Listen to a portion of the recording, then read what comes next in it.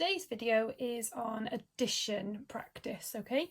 So I've got 3 questions to go through with you, and we're going to set these up in the traditional column addition way, okay? There are other ways you can do it. You can do partitioning, or you can move up the number line, okay? But I'm going to go through it using column addition because that's what most of you will use.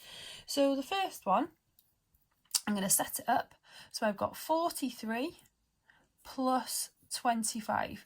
What's key to using column addition is making sure that you have your numbers lined up in the correct place value. Okay, so we remember that it's units and tens. So you have to make sure they're lined up correctly. And we'll look at that when we come on to the third question. So I always start off by adding the units together. So I always start on the right hand side because you could have a decimal and then some digits this side. So you always start at the furthest right number. Okay, so I'm going to start in my units, which is 3 add 5, which is 8. So I put my 8 there. 4 plus 2 is 6. So my answer to the first one is just 68. Okay, don't have to do anything extra. So let's start up the second one. So I've got 62 plus 29. It's the same style as the last one, so I don't have to worry about my place value. Okay, so we're going to add this together. So first of all, I'm going to do 2 add 9, which is 11. Okay, now this is where you need to remember what to do. So we put the 1 down because it's a unit. Okay, so we've got a units and tens, and we've got the number 11.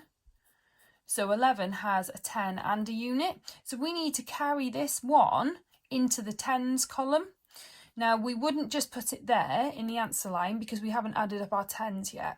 I tend to put it underneath. Okay, I know some people put it up here or here. So wherever you put your carry, that's where you need to put it. Okay, so I've put that now in the tens column. So I've got an extra 1 to add on. So I've got 6 plus 2 is 8. 1 more is 9. So my answer to this one is 91.